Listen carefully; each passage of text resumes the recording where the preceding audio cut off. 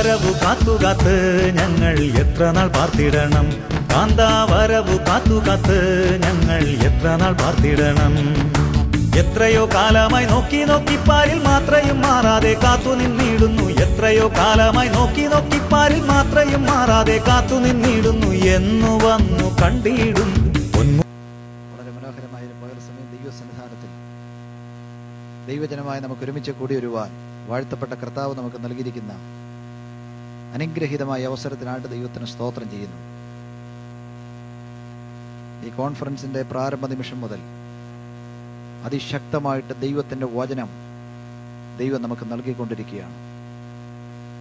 അഭിഷിക്തന്മാരായ തന്റെ ദാസന്മാരിലൂടെ ദൈവത്തിന്റെ ആത്മാവ് നമ്മോട് സംസാരിച്ചു കൊണ്ടിരിക്കുകയായിരുന്നു. വിശ്വസിക്കുന്നവർക്ക് വേണ്ടി പകരപ്പെടുന്ന ദൈവശക്തിയുടെ അത്യന്തമായ അളവ് ഇന്ന് പകലിലും ദൈവം നമ്മുടെ മധ്യത്തിൽ പകരുവാൻ പോവുകയാണ്. നമുക്ക് വിശ്വസിക്കാം, നമുക്ക് ദൈവത്തിൽ ആശ്രയിക്കാം, കർത്താവിൻ്റെ കണ്ണുകളിലേക്ക് നമ്മുടെ കണ്ണുകൾ ഉയർത്താം. ദൈവപ്രവൃത്തി നമ്മുടെ ജീവിതത്തിൽ വെളിപ്പെടട്ടെ. അനുഗ്രഹീതരായ 2 ദൈവദാസന്മാർ ഇന്ന് പകലിൽ ദൈവവചനം പ്രസംഗിക്കുന്നു. ക്രിസ്തുവിൽ വളരെ പ്രസിദ്ധനായ റവറൻഡ് ഡോക്ടർ KG ജോസ്, കാനഡയിലെ ടൊറന്റോ കേരള ക്രിസ്ത്യൻ അസംബ്ലിയുടെ പാസ്റ്ററായിട്ട് കഴിഞ്ഞ ചില മാസങ്ങളായി സേവനമനുഷ്ഠിക്കുന്ന, ദീർഘവർഷങ്ങളായിട്ട് മണക്കാലയിലുള്ള ഫെയ്ത്ത് തിയോളജിക്കൽ സെമിനാരിയുടെ പ്രിൻസിപ്പലായി സേവനമനുഷ്ഠിച്ചുകൊണ്ടിരുന്ന അനുഗ്രഹീതനായ ദൈവദാസൻ റവറൻഡ് ഡോക്ടർ KG ജോസ് പ്രാരംഭമായിട്ട് നമ്മുടെ ദൈവവചനം പ്രസംഗിക്കും. മുഖവരകൾ കൂടാതെ ദൈവവചന പ്രഭാഷണത്തിനായിട്ട് ഇന്ന് രാവിലെ ഈ ഉച്ചകഴിഞ്ഞ സമയം നാം സമയം വേർതിരിക്കുകയാണ്. എല്ലാവരും വളരെ വാഞ്ചിയോടെ, വളരെ പ്രാർത്ഥനയോടുകൂടെ കർത്താവിൻ്റെ തിരുമുമ്പിലായിരിക്കുകയാണ്. ഈ പകലിൽ നമ്മോട് ഇടപെടുന്ന കർത്താവിൻ്റെ സാന്നിധ്യം നമ്മുടെ മധ്യത്തിലുണ്ട്. എല്ലാവരേക്കാളും വലിയ കർത്താവ് നമ്മുടെ മധ്യത്തിലുള്ളത് കൊണ്ട് വിശ്വാസത്തോടെ നമുക്ക് ദൈവസന്നിധിയിലായിരിക്കാം. കർത്താവിൻ്റെ ദാസൻ റവറൻഡ് ഡോക്ടർ KG ജോസ് മുൻപോട്ട് കടന്നു വന്ന ദൈവവചനം ശുശ്രൂഷിക്കും. നമുക്ക് പ്രാർത്ഥനയോടുകൂടിയായിരിക്കാം.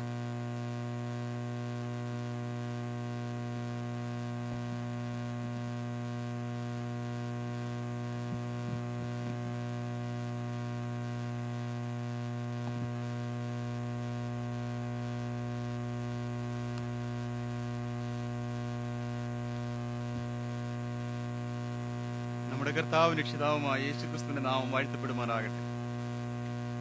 ഈ മീറ്റിംഗിന്റെ അധ്യക്ഷൻ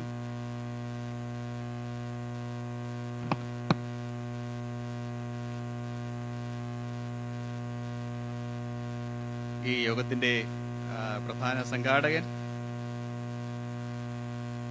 എൻ്റെ ഒരു നല്ല ആത്മീയ സുഹൃത്തായി ഇത് ഞങ്ങൾ ഒരുമിച്ച് പ്രവർത്തിച്ചുകൊണ്ടിരുന്നതായ പാസ്റ്റർ ബാബു ചെറിയാൻ, കർത്താവിൻ്റെ വിലയേറിയ മക്കളെ, നിങ്ങൾക്ക് എല്ലാവർക്കും കർത്താവായ യേശുക്രിസ്തുവിന്റെ നാമത്തിൽ എൻ്റെ സ്നേഹവന്ദനം. ഈ കാനഡയിൽ ഞാനൊരു പുതുമുഖമാണ്, അമേരിക്കയിൽ, പാശ്ചാത്യ നാടുകളിൽ ഞാനൊരു പുതുമുഖമാണ്. കഴിഞ്ഞ 30 വർഷം കർത്താവിൻ്റെ വേല ഇന്ത്യയിൽ ചെയ്യുവാൻ കർത്താവ് എന്നെ സഹായിച്ചു. ഈ ദേശത്ത് വന്ന് ഈ IPC 10ാമത് ഫാമിലി കോൺഫറൻസിൽ എനിക്കും വന്ന് പങ്കെടുക്കുവാനും ഈ ആത്മീയ സന്തോഷത്തിന്റെ പങ്കാളിയാകുവാനും സ്വർഗത്തിലെ ദൈവം സഹായിച്ചതിൽ ഞാൻ കർത്താവിനെ നന്ദിയോട് സ്തുതിക്കുന്നു. നമ്മുടെ അല്പസമയത്തെ ചിന്തയ്ക്കായി യെശയ്യാ പ്രവചനം 8ാം അധ്യായത്തിന്റെ 17-18 വാക്യങ്ങൾ വായിക്കാം. യെശയ്യാ പ്രവചനം 8ാം അധ്യായത്തിന്റെ 17-18 വാക്യങ്ങൾ. ഞാനോ യാക്കോബ് ഗ്രഹത്തിന് തന്റെ മുഖം മറച്ചു കളഞ്ഞ് യഹോവയ്ക്കായി കാത്തിരിക്കുകയും പ്രത്യാശിക്കുകയും ചെയ്യും.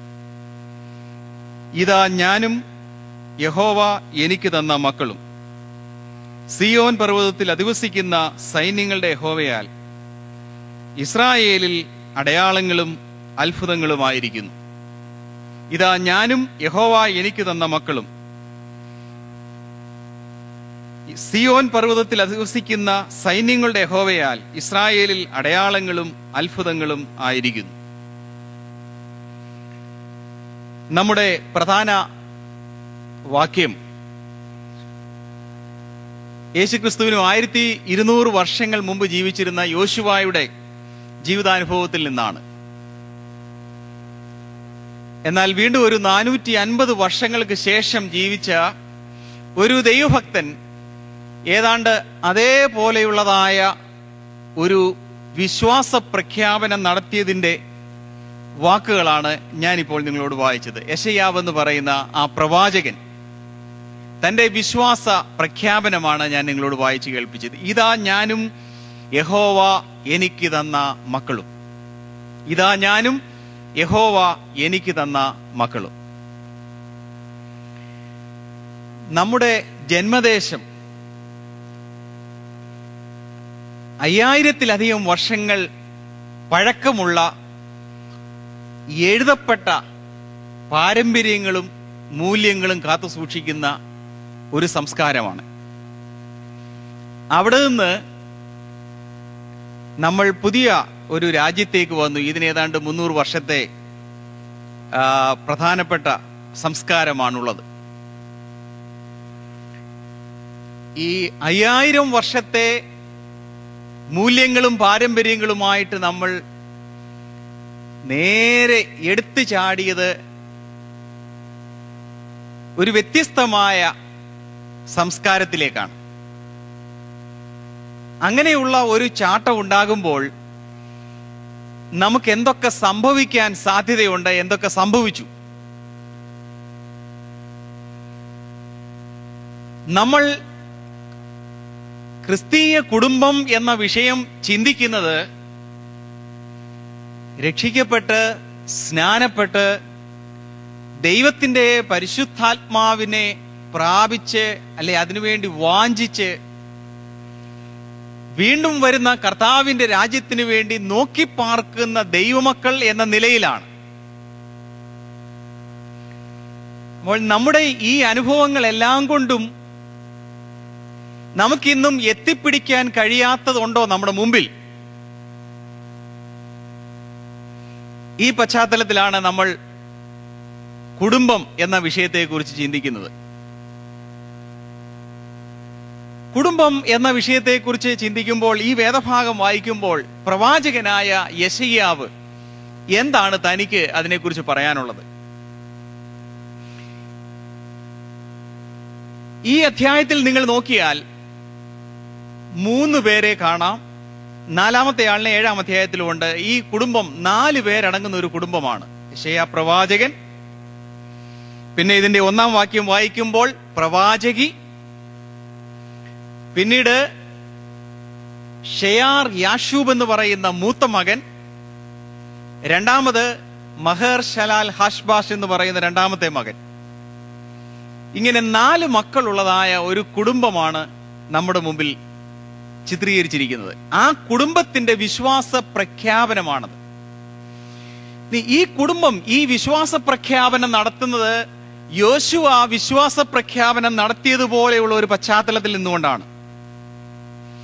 യോശുവ തന്റെ വിശ്വാസ പ്രഖ്യാപനം നടത്തുമ്പോൾ അന്യദൈവങ്ങളിലേക്ക് ചിന്ത തിരിക്കുന്നതായ ഒരു പ്രത്യേക പശ്ചാത്തലമാണെന്നുള്ളത്.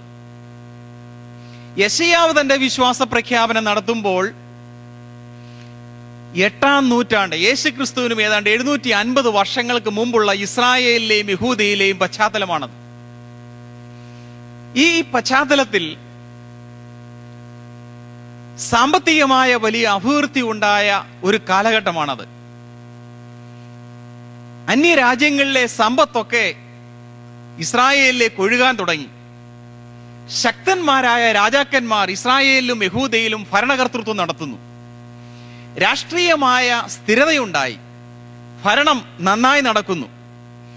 രാഷ്ട്രീയമായ സ്ഥിരതയും സാമ്പത്തിക മുന്നേറ്റവും ഒരുപോലെ മുന്നോട്ടു പോയ ഒരു കാലഘട്ടത്തിൽ വേറെ 2 കാര്യങ്ങൾ താഴോട്ട് പോയി. അത് ആത്മീയവും ധാർമ്മികതയുമായിരുന്നു. അപ്പോൾ രാഷ്ട്രീയമായും സാമ്പത്തികമായും മുന്നോട്ടു പോയപ്പോൾ ആത്മീകമായും ധാർമ്മികമായും പിന്നോട്ടു പോയി. ഇത് ഈ ലോക ചരിത്രത്തിന്റെ ഒരു യാഥാർത്ഥ്യമാണ്. ലോക ചരിത്രത്തിൽ എല്ലാ കാലവും നിങ്ങൾ നോക്കിയാൽ ഇതേ യാഥാർത്ഥ്യം കാണാം. സാമ്പത്തിക അഭിവൃദ്ധിയും രാഷ്ട്രീയ മുന്നേറ്റവും ഉണ്ടാകുമ്പോൾ ആത്മീയ അധപ്പതനവും ധാർമ്മിക അധപ്പതനവും ലോകത്തിൽ എന്നും സംഭവിച്ചുകൊണ്ടിരുന്നു. അത് യെശയ്യാവിന്റെ കാലത്ത് ഇത് സംഭവിച്ചപ്പോൾ പ്രവാചകനായ യെശയ്യാവ് എന്ത് ചെയ്തു? എന്റെയും നിങ്ങളുടെയും യഥാർത്ഥ വ്യക്തിത്വം ആത്മീകം, നമ്മുടെ പ്രമാണം എന്തെന്ന് തിരിച്ചറിയുന്നത് പ്രതിസന്ധികളിലൂടെ നമ്മൾ പോകുമ്പോഴാണ്.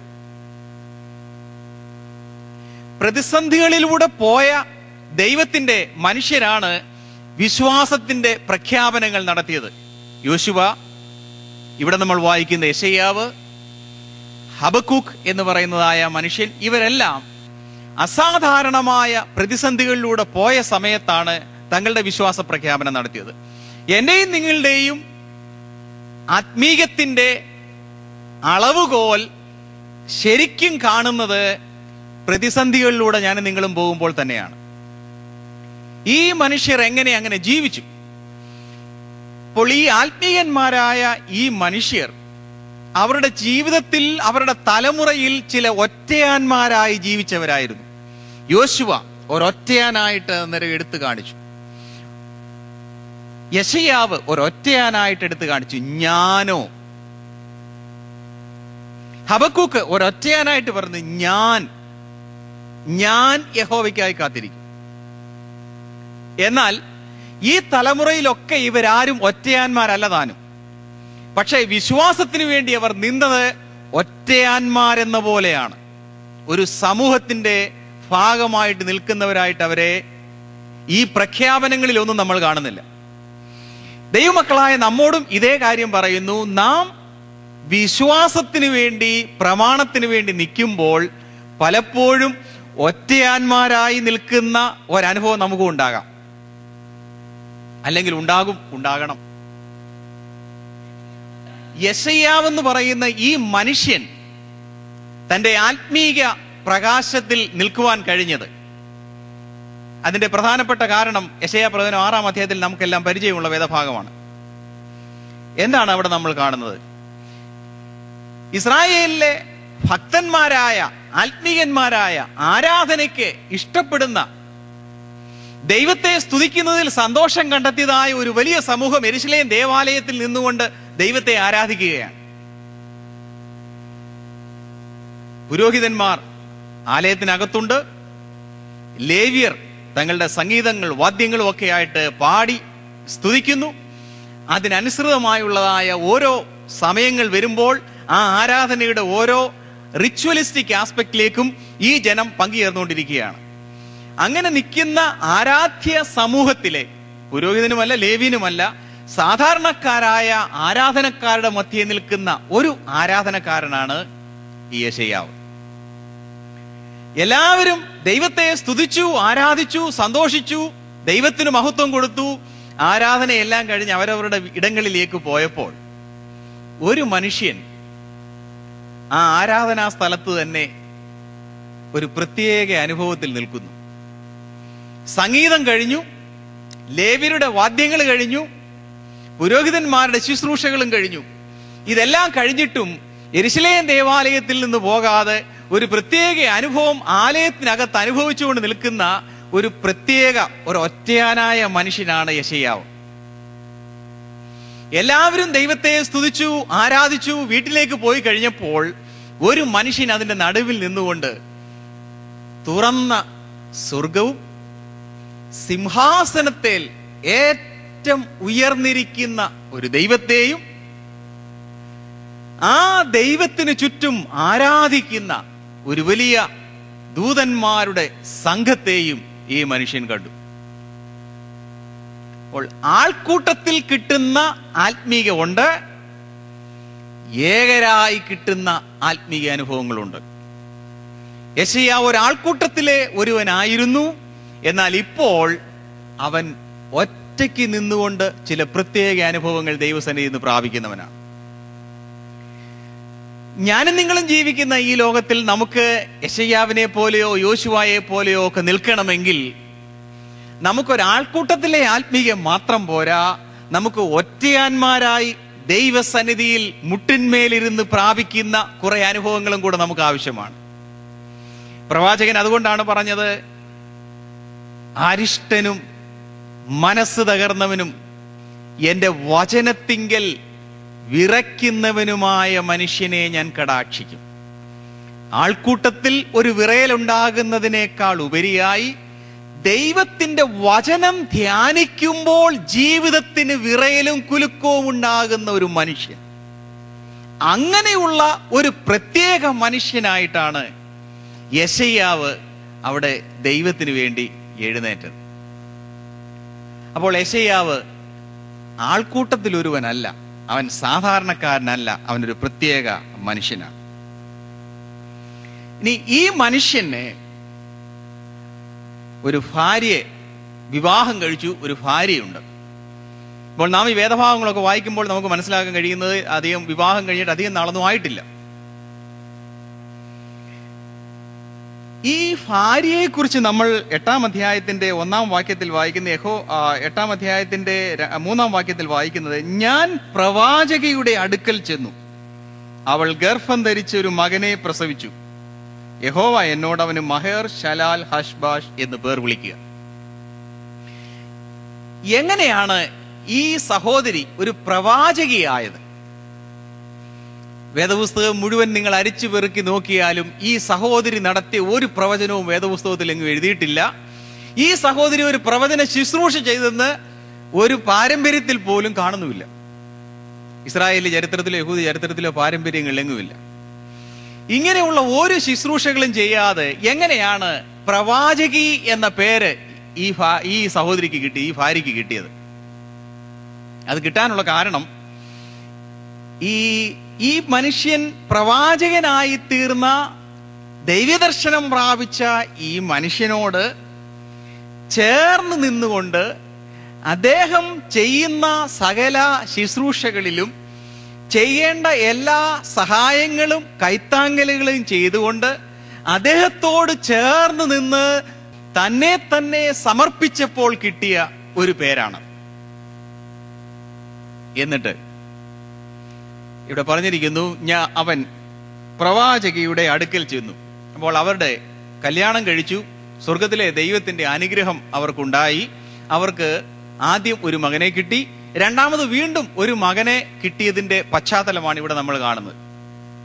അപ്പോൾ കുടുംബജീവിതത്തിൽ, ക്രിസ്തീയ കുടുംബജീവിതത്തിൽ പ്രവാചകന്മാര് പ്രവാചകിയുടെ അടുക്കൽ ചെല്ലേണ്ടത് എങ്ങനെയാണെന്ന് ഒക്കെ ഇതിനകത്ത് എഴുതിയേക്കുന്ന ആ ഒരു ലൈനിൽ കൂടെ പറഞ്ഞേക്കുക.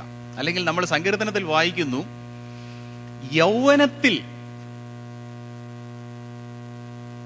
മക്കളെ കൊണ്ട് തന്റെ യാവനാഴിക നിറയ്ക്കുന്ന മനുഷ്യൻ ഭാഗ്യവാൻ. എന്താണ് ആ പറഞ്ഞിരിക്കുന്നതിന്റെ അർത്ഥം? എന്താണ് യൗവനം? ഒരു മനുഷ്യന്റെ ശക്തിയുടെ പാരമ്യത്തിൽ. ദൈവമക്കളായ എന്നോടും നിങ്ങളോടും ആ ഭാഗത്തിന് എന്താണ് പറയാനുള്ളത്? നമ്മുടെ ആത്മീക വളർച്ചയുടെ അനുഭവത്തിൽ നിന്നുകൊണ്ട് മക്കളെ ലഭിച്ചാൽ അതൊരു വലിയ സമ്പാദ്യമാണ്. എന്തുകൊണ്ട് നമ്മൾ കുടുംബം എന്ന വിഷയത്തിലേക്ക് പിന്നെയും ശ്രദ്ധ കേന്ദ്രീകരിക്കുന്നു? അതിന് പ്രത്യേക കാരണങ്ങളുണ്ട്. യേശുക്രിസ്തു ഈ ലോകത്തിൽ വന്ന്, ക്രിസ്തീയ വിശ്വാസം ഈ ലോകത്തിൽ വന്നപ്പോഴാണ് കുടുംബത്തിന്റെ ആദ്യ പാഠങ്ങൾ റോമൻ സാമ്രാജ്യത്തിൽ എന്തെങ്കിലും ഉണ്ടായത്.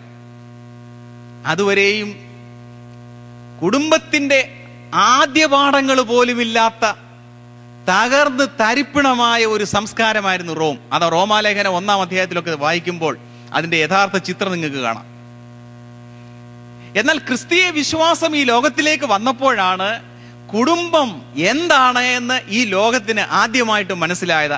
അതിന്റെ ആദ്യ പാഠങ്ങൾ എന്താണെന്ന് ലോകം ഗ്രഹിക്കാൻ തുടങ്ങിയത്. പിന്നീട് റോമൻ സാമ്രാജ്യം ക്രിസ്തീയ വിശ്വാസത്തെ തകർത്ത് കളയാനായിട്ട് സകല ശക്തിയും ഉപയോഗിച്ച് പരിശ്രമിച്ചെങ്കിലും 700 വർഷങ്ങൾക്ക് ശേഷം റോമൻ സാമ്രാജ്യം എന്ന ആ സാമ്രാജ്യ ശക്തി തകർന്നു പോയപ്പോൾ, രാഷ്ട്രീയമായി പരാജയപ്പെട്ട് കഴിഞ്ഞപ്പോൾ, ആ രാജ്യത്തെ നിലനിർത്തിയത് ക്രിസ്തീയ വിശ്വാസമാണ്, ക്രിസ്തീയ കുടുംബങ്ങളാണ്. അപ്പോൾ രാഷ്ട്രീയ തകർച്ചകളെ അതിജീവിച്ചുകൊണ്ട് നിലനിർത്തുവാൻ കഴിയുന്ന കുറെ മൂല്യങ്ങൾ ക്രിസ്തീയ കുടുംബങ്ങൾക്ക് അന്നത്തെ കാലത്തുണ്ടായി. അത് നമ്മോടും പറയുന്നു, നമുക്കും ഉണ്ടാകാൻ പറ്റും. ഞാൻ ആരാണ്? നിങ്ങളോട് തന്നെ ചോദിച്ചാൽ, ഞാൻ എന്നോട് തന്നെ ചോദിച്ചാൽ ഞാൻ ആരാണ്? ആ ചോദ്യം എന്താണ്?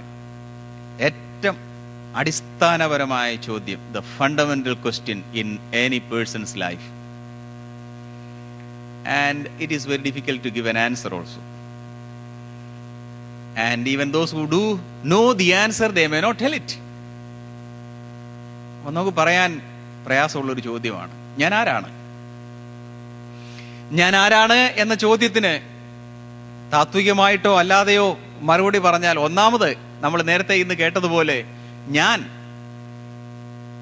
എൻ്റെ പൈതൃകമാണ് ഏറ്റവും പ്രധാനമായിട്ടും. എന്നെ അനലൈസ് ചെയ്താൽ, എൻ്റെ വ്യക്തിത്വത്തെ അനലൈസ് ചെയ്താൽ, എൻ്റെ വ്യക്തിത്വത്തിനകത്തിൽ ഏറ്റവും കൂടുതൽ കിടക്കുന്നത് എന്താണ്?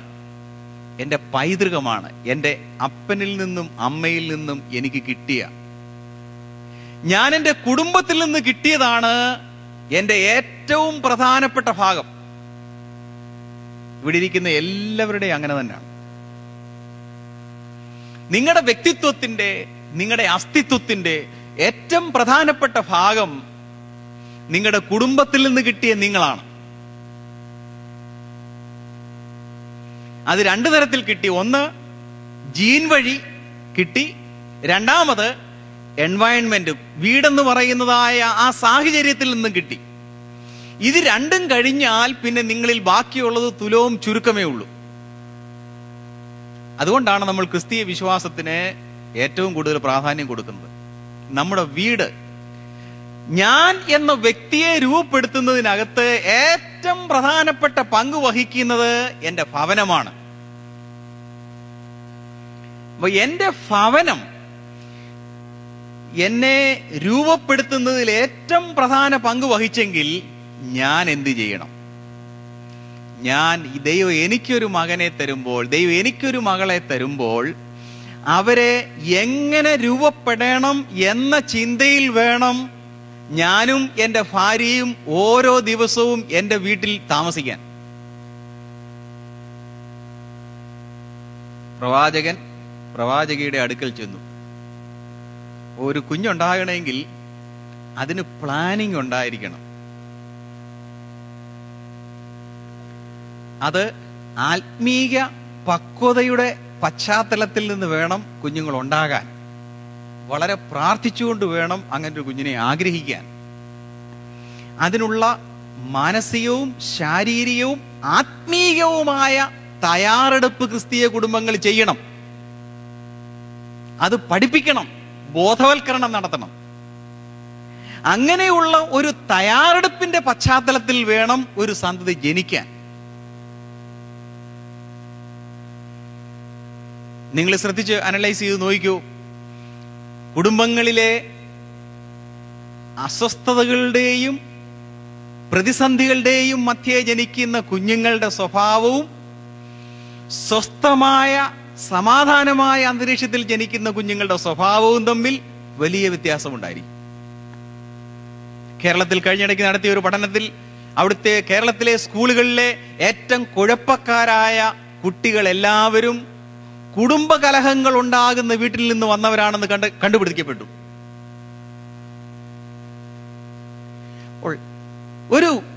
ഒരു ക്രിസ്തീയ പിതാവ്, ക്രിസ്തീയ മാതാവ് എന്ന നിലയിൽ എന്റെ കടപ്പാട് എന്താണ്? ദൈവകൃപയിൽ എന്റെ തലമുറ വളർന്നു വരത്തക്ക രീതിയിലുള്ളതായ ഒരു അന്തരീക്ഷം എന്റെ കുടുംബത്തിൽ ഉണ്ടാക്കി കൊടുക്കുകയാണ് അപ്പൻ എന്ന നിലയിൽ, അമ്മ എന്ന നിലയിൽ നമ്മുടെ ഏറ്റവും പ്രധാനപ്പെട്ട ദൗത്യം.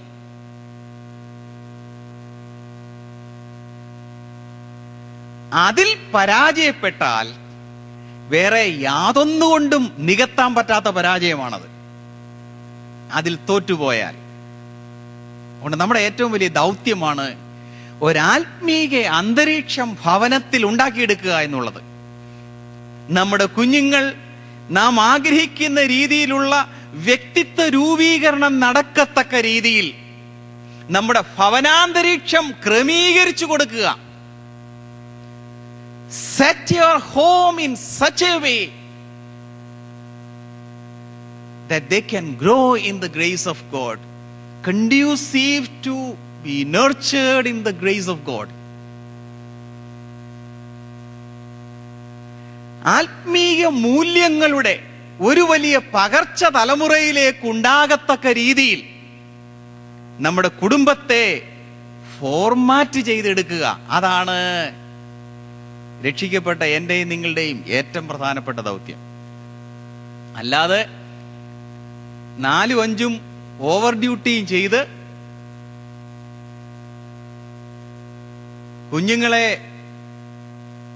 ഉറങ്ങിക്കിടക്കുന്ന സമയത്ത് മാത്രം അവരെ കാണുകയും ഉറക്കത്തിലെടുത്തൊരു ഉമ്മ കൊടുത്തിട്ട് പിന്നെയും ജോലിക്ക് പോവുകയും ചെയ്യുന്ന ഒരു സംസ്കാരമാണെങ്കിൽ നമുക്ക് നികത്താൻ പറ്റാത്ത നഷ്ടങ്ങളുണ്ട്.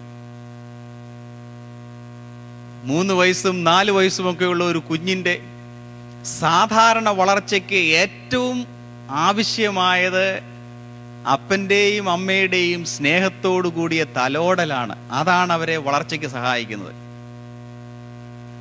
വേറെ എന്തൊക്കെ വായിലൂടെ കൊടുത്താലും അവരുടെ സാധാരണ വളർച്ച നടക്കാൻ പ്രയാസമാണ്.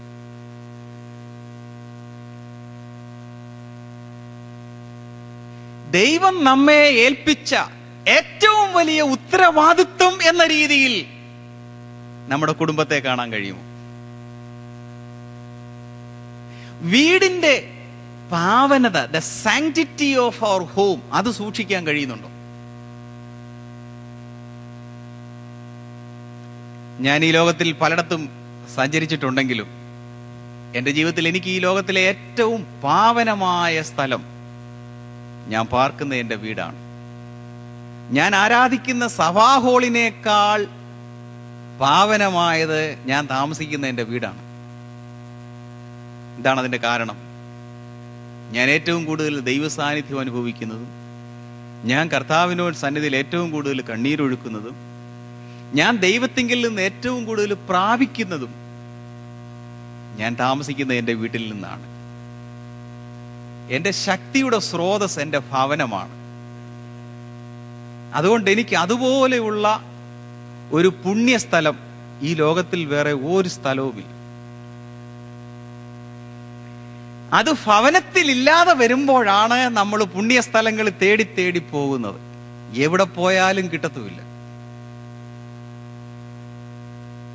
ദൈവമക്കളായ എനിക്ക് നിങ്ങൾക്കും ദൈവത്തിന്റെ സാന്നിധ്യവും ദൈവകൃപയും ദൈവാനുഗ്രഹങ്ങളും അനുഭവിക്കുവാൻ ഏറ്റവും പറ്റിയ ഇടം ദൈവം നമുക്ക് ഈ ലോകത്തിൽ തന്നിരിക്കുന്നത് നമ്മുടെ ഭവനങ്ങൾ തന്നെയാണ്. അവിടെ അത് അനുഭവിച്ചില്ല എങ്കിൽ അത് കോമ്പൻസേറ്റ് ചെയ്യാൻ കഴിയുന്ന ഒരു സ്ഥലവും ഈ പ്രപഞ്ചത്തിൽ വേറെ ഇല്ലതാണ്. അത് നഷ്ടമായാൽ അത് നികത്താൻ കഴിയുന്ന വേറെ ഒരു സ്ഥലവും ഈ പ്രപഞ്ചത്തിനകത്തില്ല. നമ്മുടെ കുടുംബങ്ങളുടെ ആ പാവനതയെ നമ്മൾ സൂക്ഷിക്കണം.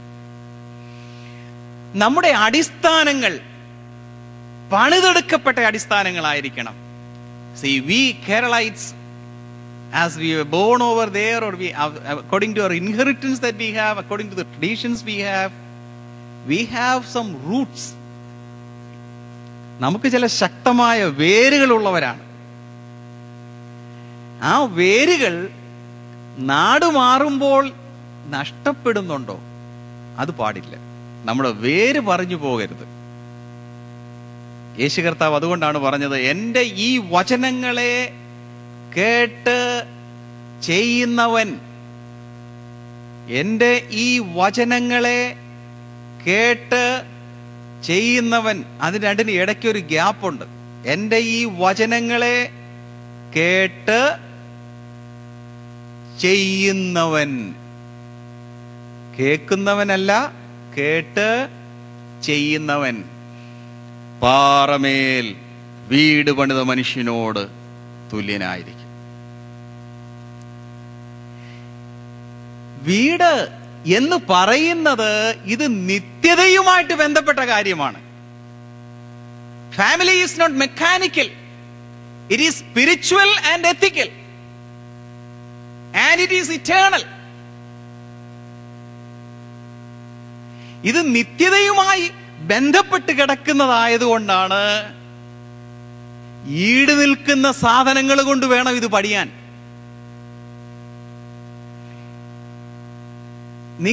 നീ കാണുന്ന ഈ ലോകത്തിൽ ഒരുപാട് ചപ്പും ചവറും വൈക്കോലും മണ്ണും ഉണ്ട്. അതുകൊണ്ട് നിങ്ങളുടെ വീട് പണിഞ്ഞാൽ നിലനിൽപ്പില്ല. എന്നാൽ വിലയേറിയ കല്ലുകൾ ദൈവം തന്നിട്ടുണ്ട്. നിത്യതയോളം നിലനിൽക്കുന്ന കല്ലുകൾ ദൈവം തന്നിട്ടുണ്ട്. Eternal values. അതുകൊണ്ട് നമ്മുടെ വീട് പണിഞ്ഞെങ്കിലേ നമ്മുടെ വീട് നിലനിൽക്കത്തുള്ളൂ. എന്റെ ഈ വചനങ്ങളെ കേട്ട് ചെയ്യുന്നവൻ അവൻ ഇന്നവനോട് തുല്യനായിരിക്കും. അതുകൊണ്ട് ഇവിടെ ഇരിക്കുന്ന എല്ലാവരുടെയും, എന്റെയും നിങ്ങളുടെ എല്ലാവരുടെയും വീട്, നമ്മുടെ വീട് എന്താ ഇങ്ങനെ ഇരിക്കുന്നത്?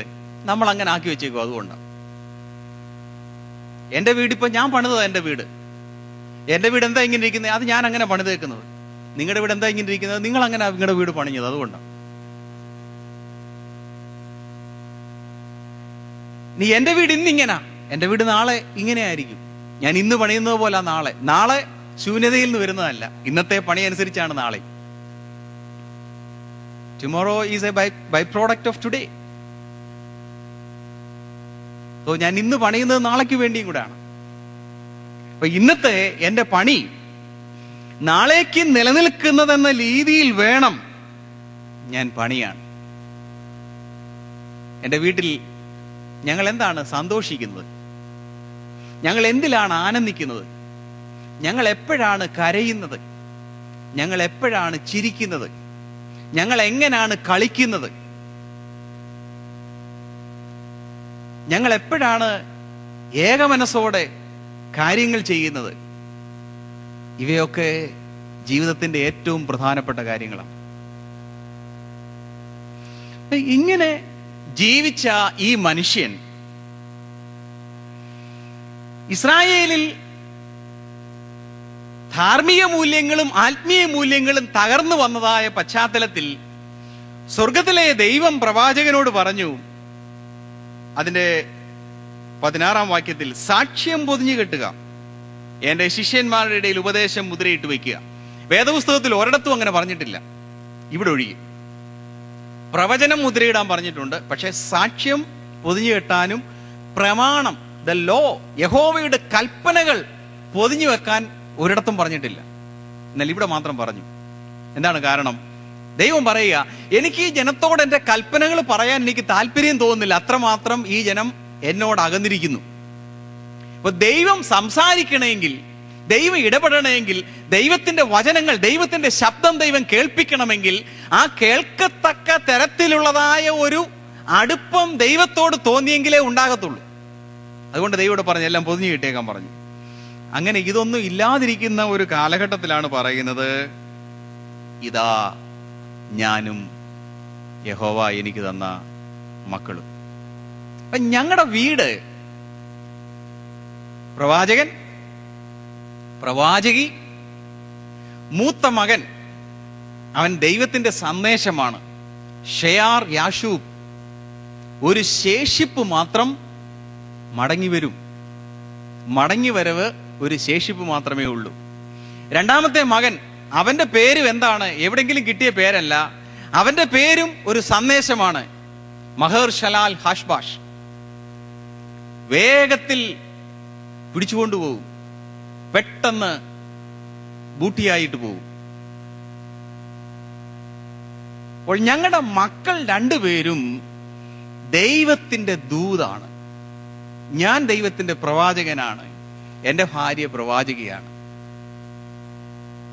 ഇങ്ങനെ ആയിത്തീർന്ന മനുഷ്യനാണ് ദൈവത്തോട് പറയുന്നത്, ഇതാ ഞാനും യഹോവ എനിക്ക് തന്ന മക്കളും. സിയോൻ പർവ്വതത്തിൽ അധിവസിക്കുന്ന സൈന്യങ്ങളുടെ യഹോവയാൽ ഇസ്രായേലിൽ അടയാളങ്ങളും അത്ഭുതങ്ങളുമായിരിക്കുന്നു. അപ്പോൾ ദൂതില്ല, പ്രസംഗമില്ല, ദൈവത്തിന്റെ ശബ്ദമില്ല, വചനമില്ല. ഇതൊന്നും ഇല്ലാതിരുന്നാലും ഞാനും എൻ്റെ കുടുംബവും ദൈവത്തിന്റെ ശബ്ദമായി, ദൈവത്തിന്റെ അടയാളമായി, ദൈവത്തിന്റെ അത്ഭുതമായി ഈ സമൂഹത്തിൽ ഞങ്ങൾ നിലനിൽക്കും. യാക്കോബ് ഗ്രഹത്തിന് മുഖം മറച്ചു കളഞ്ഞ യഹോവയുടെ സന്നിധിയിൽ ഈ സമൂഹത്തിന് വേണ്ടി ദൈവത്തിന്റെ അടയാളങ്ങളും അത്ഭുതങ്ങളുമായിട്ട് ഇതിന്റെ എല്ലാ മധ്യേ ഞങ്ങൾ സ്ഥിരതയോടെ നിലനിൽക്കുമെന്നാണ് ഈ കുടുംബം നമ്മോട് പറഞ്ഞത്. ആ കുടുംബം പറഞ്ഞത് നമ്മുടെ ജീവിതത്തിൽ ഉണ്ടാകണമെങ്കിൽ നമുക്ക് എന്ത് ചെയ്യണം? ഇന്ന് നമുക്കങ്ങനെ പറയാൻ പറ്റുമോ? ഇതാ ഞാനും യഹോവ എനിക്ക് തന്ന മക്കളും. നാളെ നമുക്കങ്ങനെ പറയാൻ പറ്റുമോ? ഇതാ ഞാനും യഹോവ എനിക്ക് തന്ന മക്കളും. അതെങ്ങനെ ചെയ്യാൻ പറ്റും? അതെങ്ങനെ പറയാം? നാളെ അങ്ങനെ പറയത്തക്കവണ്ണം എനിക്ക് ഇന്ന് എങ്ങനെ നിൽക്കാൻ പറ്റും? അതത്ര ഈസി അല്ല. ഇന്നെങ്ങനെ ജീവിക്കാൻ പറ്റും? കാരണം യേശു കർത്താവിന്റെ വരവിനെ കുറിച്ച് പറഞ്ഞപ്പോൾ പറഞ്ഞു, അന്ന് രണ്ടുപേർ തിരികല്ലിൽ പൊടിച്ചുകൊണ്ടിരിക്കും. ഒരുത്തിയെ കൈക്കൊള്ളും, മറ്റവളെ ഉപേക്ഷിക്കും. സാധാരണ രണ്ടുപേര് തിരികല്ലിൽ പൊടിക്കുന്നത് അമ്മയും മോളും കൂടെ. മോളത്തെ കല്ല് മോളിങ്ങനെ ആട്ടിക്കൊടുക്കും. അമ്മ ധാന്യം ഇങ്ങനെ കോരി കോരി ഇട്ട് കൊടുത്തുകൊണ്ടിരിക്കും. അവിടെ പറഞ്ഞേക്കുക, അല്ലെങ്കിൽ ചിലപ്പോൾ അമ്മായിയമ്മയും മരുമോളും കൂടെ ഒക്കെയാണ്. ഒരുത്തിയെ കൈക്കൊള്ളും, മറ്റവളെ ഉപേക്ഷിക്കും. രണ്ടുപേർ വയലിലായിരിക്കും. സാധാരണ കാലങ്ങളിൽ വയലിൽ പോകുന്ന അപ്പനും മോനും കൂടാ, അപ്പനും മക്കളും കൂടാണ് കൃഷി ചെയ്യാൻ പോകുന്നത്. ഒരുവനെ കൈക്കൊള്ളും, മറ്റവനെ ഉപേക്ഷിക്കും. രണ്ടുപേർ കിടക്കയിലായിരിക്കും. ഭാര്യയും ഭർത്താവുമായിരിക്കാം, അപ്പനും മോനുമായിരിക്കാം, അമ്മയും മോളുമായിരിക്കാം. ഒരാളെ കൈക്കൊള്ളും, മറ്റേയാളിനെ ഉപേക്ഷിക്കും. ഇതെല്ലാം ഇങ്ങനെ ഒന്നേ എടുക്കത്തുള്ളെന്നല്ല കർത്താവ് പറഞ്ഞത്. ഈ ലോകത്തിൽ ഒരുമിച്ച് എന്ന് നമ്മൾ കാണുന്ന ഒരുപാട് അടുപ്പങ്ങളും അകലങ്ങളായിട്ട് മാറുന്ന ഒരു ദിവസമായിരിക്കും എൻ്റെ വരവിന്റെ ദിവസം. അപ്പോൾ തന്നെ എൻ്റെ വരവ് എന്നും പറഞ്ഞ് നിങ്ങൾ തിരികല്ലിൽ പൊടിക്കാതിരിക്കുകയും വേണ്ട, വയലിൽ പോയി പ്രവർത്തിക്കാതിരിക്കുകയും വേണ്ട, രാത്രി കിടന്ന് ഉറങ്ങാതെ ഉണർന്നിരിക്കുകയും വേണ്ട. നിങ്ങളുടെ ജീവിതത്തിന്റെ അധ്വാനങ്ങളെല്ലാം ചെയ്തുകൊണ്ടിരിക്കുമ്പോൾ തന്നെ എനിക്ക് നിങ്ങളെ സ്വർഗത്തിലോട്ട് കൊണ്ടുപോകാനും പറ്റും. കുടുംബ ബന്ധങ്ങൾക്ക് കർത്താവ് വളരെ പ്രാധാന്യം കൊടുത്തതുകൊണ്ടാണ് പ്രത്യേകിച്ച് ഈ കാര്യം കർത്താവ് എടുത്തു പറഞ്ഞത്. നമ്മുടെ ഉത്തരവാദിത്തത്തെക്കുറിച്ച് നമുക്ക് ബോധമുള്ളവരായി തീരേണ്ടതിനും വേണ്ടിയാണ്. അതിൽ നമ്മുടെ കുടുംബത്തെക്കുറിച്ച് നമുക്കുള്ള ഏറ്റവും വലിയ ഉത്തരവാദിത്വം എന്താണ്? നാം പരിശുദ്ധാത്മാവിന്റെ പ്രവർത്തനങ്ങൾക്ക് ഏറ്റവും കൂടുതൽ പ്രാധാന്യം കൊടുക്കുന്നവരായിരിക്കുമ്പോൾ തന്നെ നാം പ്രാപിച്ച, നമ്മിൽ പ്രവർത്തിക്കുന്ന, നാം ആരാധിക്കുന്ന, നമ്മിൽ പരിവർത്തിക്കുന്ന ദൈവത്തിന്റെ പരിശുദ്ധാത്മാവ് ഈ വക ക്രമീകരണങ്ങളിലൂടെ ചെയ്യുന്ന ഒരാത്മാവല്ലേ? അതോ അന്യഭാഷ പറയാൻ മാത്രം നമ്മെ പ്രേരിപ്പിക്കുന്ന ആത്മാവാണ്? അപ്പോസ്തല പ്രവൃത്തിയിലെ ആത്മാവ് അങ്ങനല്ല. 5-ാം അധ്യായത്തിൽ ഒരു പുരുഷനും സ്ത്രീയും കൂടെ തങ്ങളുടെ വസ്തുവിന്റെ ഒരു ഭാഗം വിറ്റുകൊണ്ട് ദൈവസന്നിധി വന്നു. ഒരു കുടുംബം. അവർ ദൈവത്തിനെതിരായിട്ട് ഒത്തു.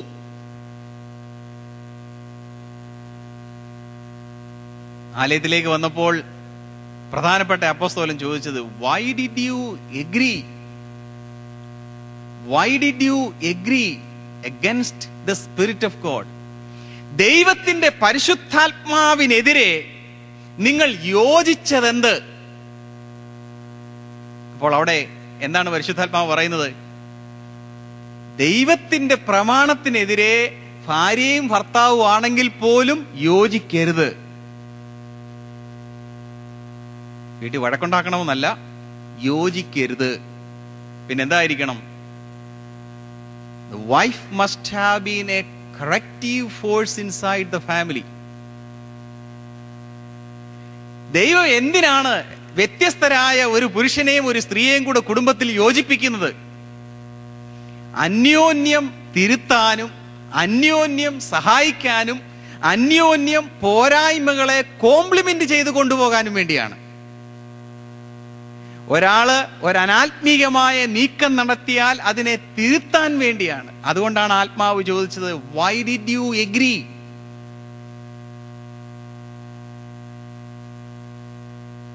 ദൈവം വ്യത്യസ്തതകളെ ഈ ലോകത്തിൽ തന്നിരിക്കുന്നത് ആ വ്യത്യസ്തതകളെല്ലാം ഇല്ലാതാക്കാനല്ല, ആ വ്യത്യസ്തതകളെല്ലാം കൂടെ ഉൾക്കൊണ്ടുകൊണ്ട് ദൈവത്തിന്റെ ഇഷ്ടം നടക്കാൻ വേണ്ടിയാണ്. നമ്മൾ ഒരു കുടുംബം എന്നതിലേക്ക് ചരിത്രത്തിലെ ഒരു നിർണായകമായ സമയത്ത് നമ്മൾ ചിന്തിച്ചു. Praise the Lord. നമ്മൾ വിശകലനം ചെയ്തു, നമ്മൾ അനലൈസ് ചെയ്തു, നമ്മൾ അതിനെക്കുറിച്ച് പ്രസംഗങ്ങൾ കേട്ടു. ഇനി എന്ത്? ഇനി എവിടെ തുടങ്ങും? ഇനി അടുത്ത ചുവടെന്താണ്? നമുക്ക് എന്ത് ചെയ്യാൻ പറ്റും?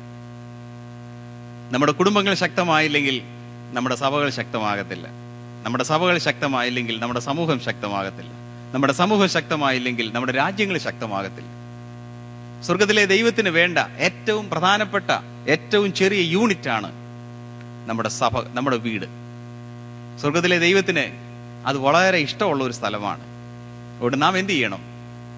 നമ്മുടെ വീടുകൾ സ്വർഗത്തോട് ഏറ്റവും അടുത്ത സ്ഥലങ്ങളാക്കി നമ്മുടെ വീടുകളെ തീർക്കണം.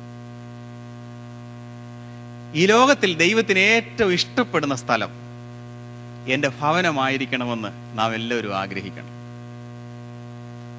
കർത്താവ് ഈ ഭൂമിയിൽ വരാൻ ഇഷ്ടപ്പെടുന്ന ഒരു സ്ഥലമായിട്ട് എൻ്റെ വീട് മാറ്റണം. ഇതാ ഞാനും യഹോവ എനിക്ക് തന്ന മക്കളും സിയോൻ പർവ്വതത്തിൽ അധിവസിക്കുന്ന യഹോവയ്ക്ക് അടയാളങ്ങളും അത്ഭുതങ്ങളുമായിരിക്കുന്നു. ദൈവത്തിന്റെ പരിശുദ്ധാത്മാവ് നമ്മെ സഹായിക്കും.